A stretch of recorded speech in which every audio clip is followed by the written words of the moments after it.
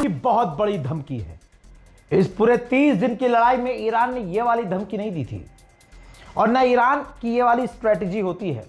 मजबूर होता है तब, और पहली बार हम देख रहे हैं कि ईरान ने इस तरह की धमकी दी है। आईआरजीसी ने बड़ी धमकी दी है। आईआरजीसी के स्पोक पर्सन ने कहा है कि अब हम इलाके में जो दुश्मन हैं, अमेरिका और इजराइल के कमांडर और सीनियर अधिकारी और नेता, उनके घरों को निशाना बनाएंगे। ईरान कभी घर पर हमला नहीं करता, लेकिन अब ईरान ने ऐलान कर दिया है कि अमेरिकी अधिकारियों और अमेरिका इजराइल के जो नेता और कमांडर हैं, सीनियर कमांडर, उनके घरों को निशाना बनाएंगे। क्योंकि तेहरान में, ईरान में सिविलियंस को निशाना बनाया है इजराइल अमेरिका ने, और हमारी पब्लिक साइट को उड़ाया है, आम लोगों को निशाना बनाया है, जिसके जवाब में अब आईआरजीसी अमेरिका और इजराइल के अधिकारियों के घरों को निशाना बनाएगी। वहीं ईरान के राष्ट्रपति पेजेश्कियान ने ट्वीट किया है और कहा है कि अमेरिकी एआई एक्सपर्ट्स को बताना चाहिए कि अमेरिका के अंदर जो उसके खिलाफ, ट्रंप के खिलाफ लाखों करोड़ों की भीड़ सड़कों पर है, वो एआई नहीं है, बल्कि लोग अमेरिका के गुस्से में हैं कि डोनाल्ड ट्रंप की पॉलिसी इजराइल फर्स्ट है और इजराइल का एक किंग उन पर, अमेरिकियों पर राज कर रहा है। मैंने कहा था आपसे कि कुछ कंफर्म नहीं किया जा सकता कि ईरान के ऑफिशियल पाकिस्तान जाकर बात करेंगे। बात वही हुई। तुर्की, इजिप्ट के ऑफिशियल और सऊदी अरब के ऑफिशियल जो भी पाकिस्तान में बैठे हुए थे, और मैंने पिछली रिपोर्ट में बताया था कि पाकिस्तान ने आधिकारिक तौर पर कहा है कि बहुत जल्द दोनों देश बात करेंगे। दोस्तों, अचानक से खबर आती है कि तुर्की के जो मिनिस्टर हैं और इजिप्ट के मिनिस्टर बातचीत करके वो वापस चले गए हैं। तो अगर वापस चले गए हैं तो जाहिर सी बात है, ऐसा तो है ही नहीं कि फिर ईरान आकर बात करेगा अकेले में।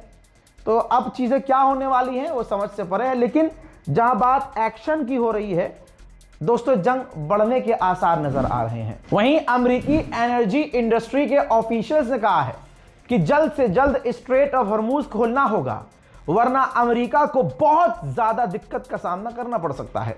दुनिया ससुरी इधर है और यह हराम का पिल्ला अलग नशे में है। पता नहीं एमडी मारता है, गांजा फूकता है, क्या करता है नहीं पता। ट्रंप ने कहा है कि वो भीख मांग रहे हैं, और मुझे कोई एक माई का लाल दिखा दे कि कोई बच्चा भी ईरान का कह रहा होगी हमें डील करनी है। बच्चा कह रहा है बेटा आओ तो सही, एक बार करीब तो आओ, ईरान की सरजमीन पे कूदो तो सही, तुम्हें हम बताएंगे हम क्या करेंगे तुम्हारे साथ। लेकिन ट्रंप कह रहा है कि वो भीख मांग रहे हैं। और क्यों नहीं मांगेंगे भीख? क्योंकि वो तो मिट रहे हैं, ईरानी खत्म हो रहे हैं, वो जंग बंदी के लिए भीख मांग रहे हैं, और हम काम कर रहे हैं स्ट्रेट ऑफ हॉर्मूज खुलवाने के लिए।